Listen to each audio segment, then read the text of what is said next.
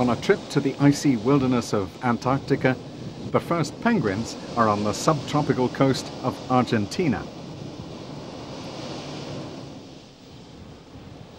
Magellanic penguins may penetrate as far north as Rio de Janeiro and south to Tierra del Fuego, but here is where they are most at home, in Patagonia.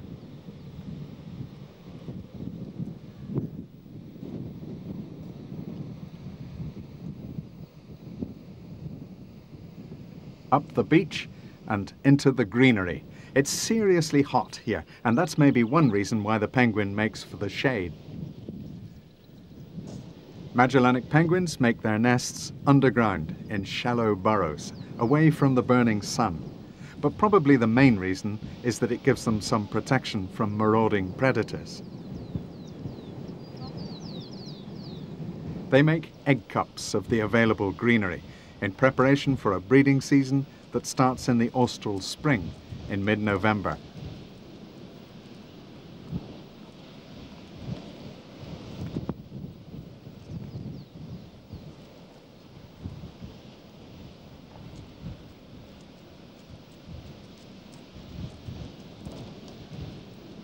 It must be hot work for a penguin, and it's not surprising that after nest-building duties, they make for the sea. The temperature ashore may be over 30 degrees Celsius, but the sea is penguin cold, just right for bathing.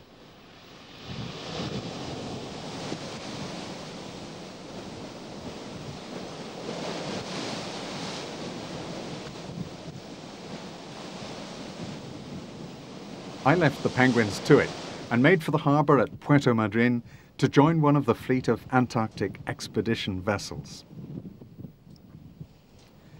Ice hardened for polar waters, but lying alongside an Argentine jetty in company with fur seals.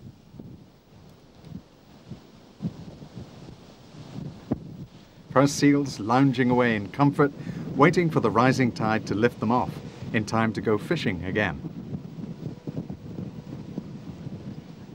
That same day, we said goodbye to our Argentine courtesy flag and headed out into the South Atlantic, with several days of steaming ahead of us. Once out in the open sea, we headed south, in company with the giant petrel. South for the Falkland Islands, home of a truly enjoyable community of birds. Safely at anchor off Carcass Island in West Falkland, we were welcomed by one of the rarest birds in the world, the striated caracara. Rare everywhere else, but seemingly 2 a penny here. Inquisitive crewmen offered biscuit crumbs, but the caracara wasn't prepared to take them from the hand. But happy enough to pick them off the grass. Once severely persecuted because they were said to take lambs and harass fallen sheep, under protection they're recovering in numbers.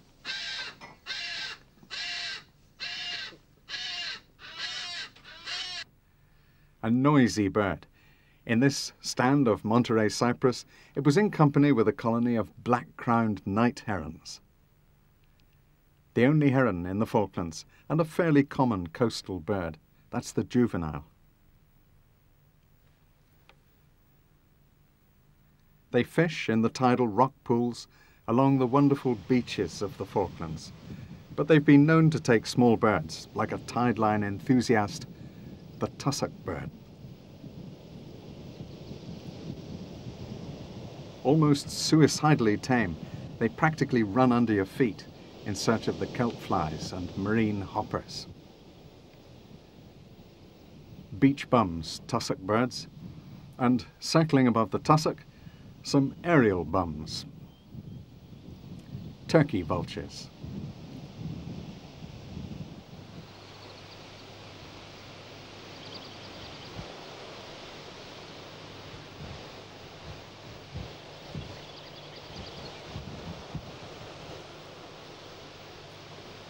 Common all the way from Canada to the bottom end of South America, making a living here from carrion, dead sheep, seals and birds. A healthy pair of kelp geese have nothing to fear from the vulture. Kelp geese are beach birds gathering in quarrelsome groups in spring to display and pair. Once paired, they do indeed graze on seaweed, on kelp.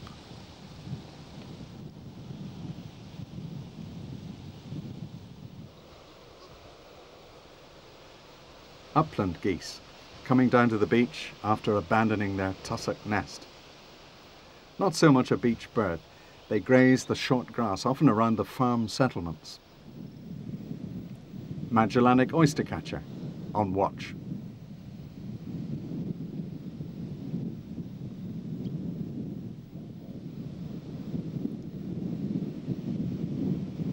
Like the caracaras, the geese have been mightily persecuted, yet they persist, and it's fairly clear that they can coexist with the sheep and even with the farmers. Leaving Carcass Island behind us, we sail through a sea of dolphins. Hourglass dolphins riding the bowway, typical dolphins of the Southern Ocean.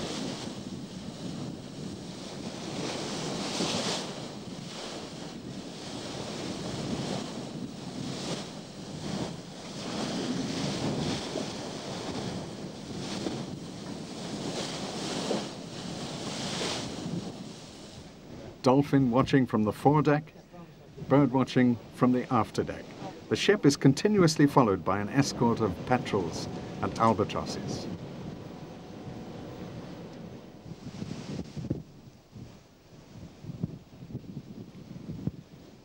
The black-browed albatross is the commonest albatross in Falkland waters, leading us to the remote and uninhabited island of Steeple Jason.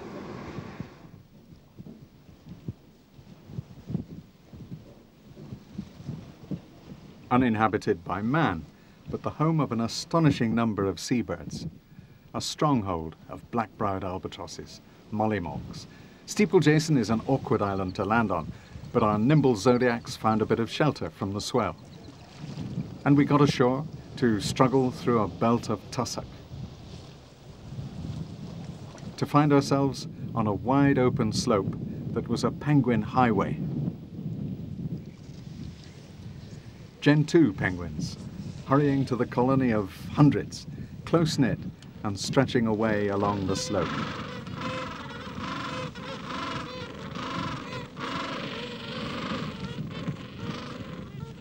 In November, the early part of the season, the first birds are sitting tight on their pebble nests. But the most spectacular sight on this island is the flying circus of albatrosses on an endless carousel above a carpet of tens of thousands of nesting birds stretching away into the distance. Superb in flight, a trifle clumsy on land.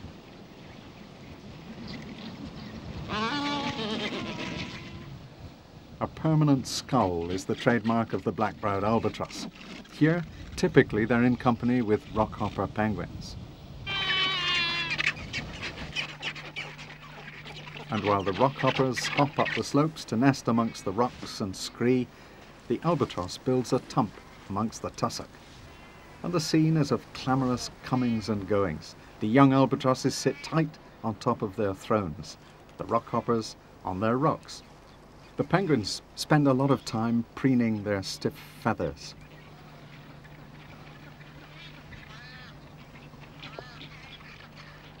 The young albatrosses fuss with their downy first plumage.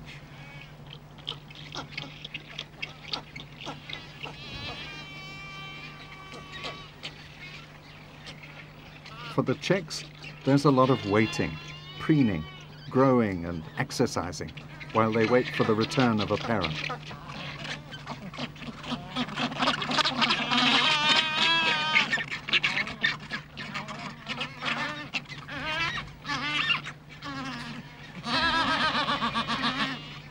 Feed me, it says, on a soup of half-digested krill and squid. It'll be more than 4 months before the young one fledges. And while the rockhoppers watch, at last it gets fed.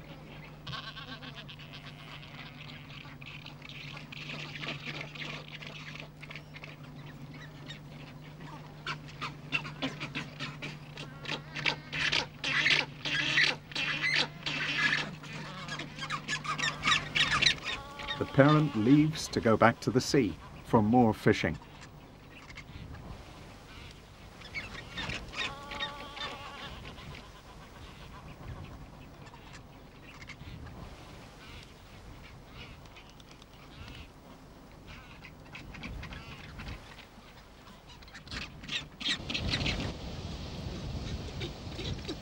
Back aboard the ship, we're leaving the Falklands and heading for South Georgia. On the bridge, enthusiastic birders are constantly on the lookout, and just as constantly, the ship sails in company with an attendant flock of petrels. There are several reasons why birds follow ships, but one of them is that they take advantage of the complex drafts created by the passage of the vessel. Dolphins ride bow waves, birds ride air waves.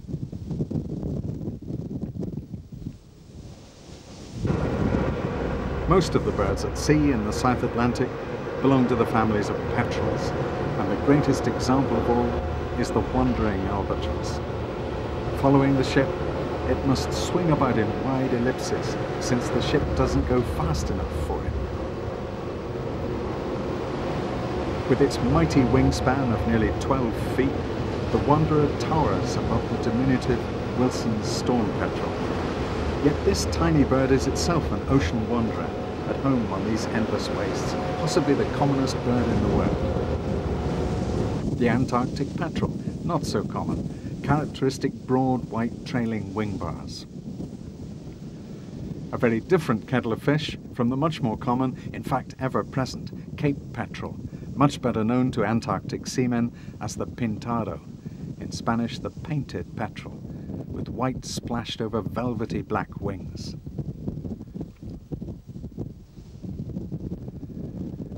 And one of the intense delights of sailing in these waters is the way pintados ebb and flow, daring the waves to splash them. Difficult to believe they're not doing this just for the sheer fun of it. Certainly it's a pleasure to watch them.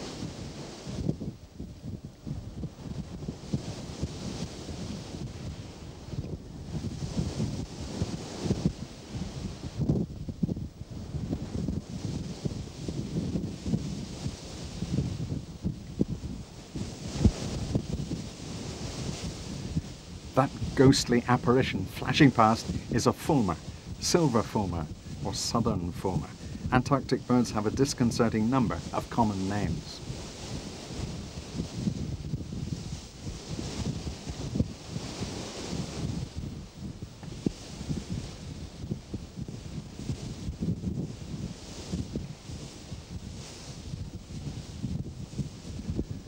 Three days out of the Falklands, and 2 centuries after Captain Cook, our brave boatswain Vasily hoists the Union flag again as a mark of courtesy to the tiny British presence on the island of South Georgia.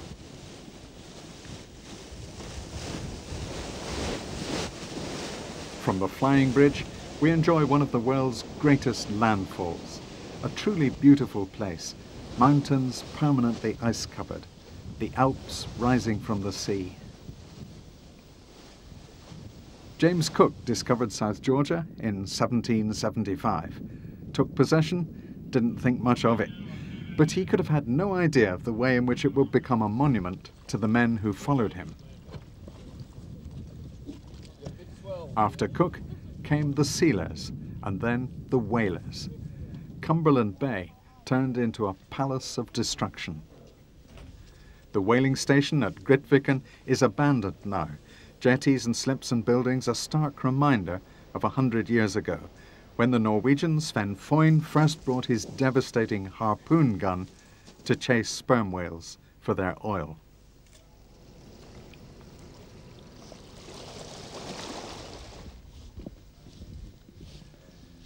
But it was the sealers who came here first, from both Britain and the United States in the late 18th century. Brave sailors doing their bit in the name of trade, here to bludgeon the monster bulls and the docile cows for their valuable oil. They reduced the seal population to near extermination, and then they did the same for the whales, and a valuable commercial resource was wasted. Today, the waterfront at Grytviken is a hunting place for the South Georgia pintail and the pintado petrel. Cape pigeon is another of its names, from the way it pecks for plankton. The whaling manager's house is a museum, and there's a little cemetery where Norwegian whalers are remembered. Most nostalgic of all, a simple granite memorial to one of the greatest of Antarctic explorers, Ernest Shackleton. We drank a toast to his memory, weighed anchor, and sailed off. With the inevitable pintadas to cheer us on our way, we are off to explore wild beaches.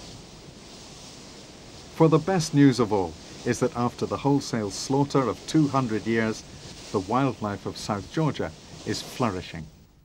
Anchoring on a calm, sunny day off the beach of Salisbury Plain, at the northeastern end of the island, we went ashore to be met by somnolent elephant seals, 4 tons of solid elephant, a big, mature bull.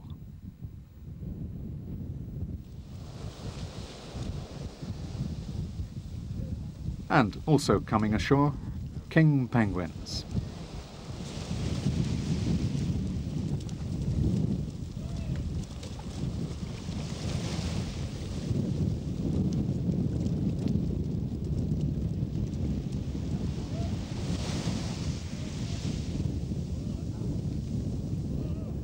Upright citizens, these, over a metre in height, and for them, home is on islands spread all the way around the Antarctic, but well north of the Antarctic mainland.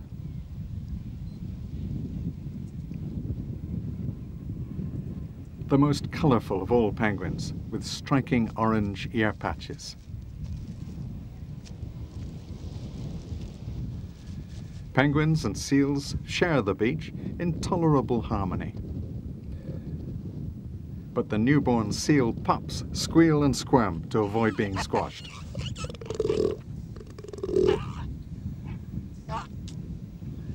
In the breeding season, the adult seals are fasting. They like to lie in sociable clumps on top of each other. The sleek cows slumber in harem huddles, while the near-exhausted bulls keep watch.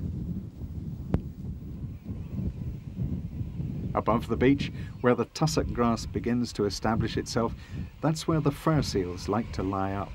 Much more aggressive creatures than the elephants, you need to keep a sharp eye so as not to trip over one. They have fearsome teeth, and they can run as fast as you can.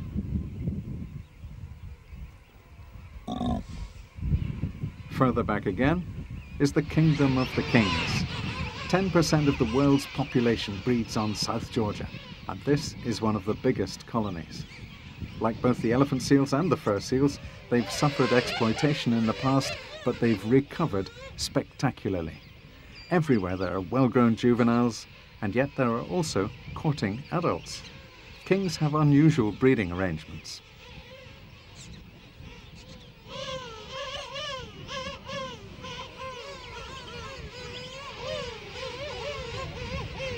Early explorers described this animal as the woolly penguin, thinking it might be a different species from the colourful king. They were confused because they found kings incubating eggs at the same time as the woolly penguins were wandering about, and it was years before the staggered breeding seasons of the kings were fully understood. The elephant seal's breeding arrangements are much more conventional and annual.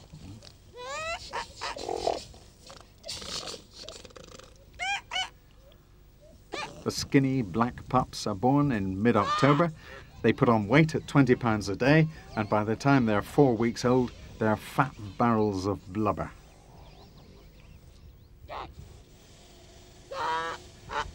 Meanwhile, the bulls guard their harem and wait their time, flicking sand to protect them from the sun. And now is the time when skuas move in to take advantage of a seasonal opportunity.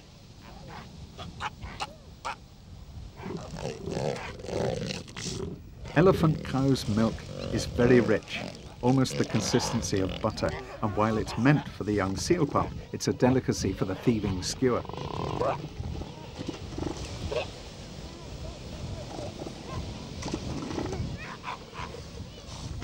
Doubtless the seals can spare a drop for the skua.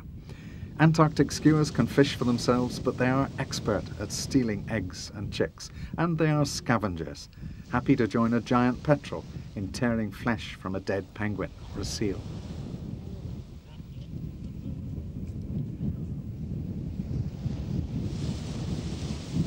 Elephant and fur seals are common, but a leopard seal is a nice surprise. Usually they're out on the ice floes, but they'll occasionally come ashore to rest. And although they have a well-deserved reputation for chasing penguins, they do it at sea. So you have the curious sight of king penguins walking unconcernedly past their most feared predator on their way to the daily bath.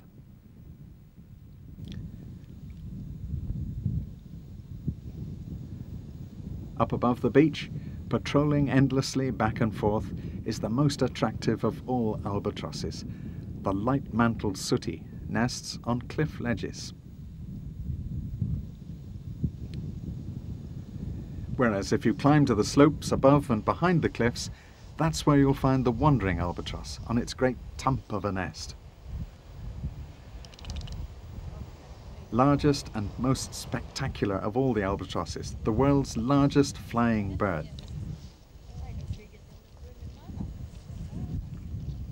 Both adults and adolescent birds come to the breeding slopes in November. This one's immature, learning the ropes, watching the young bird being fed squid soup.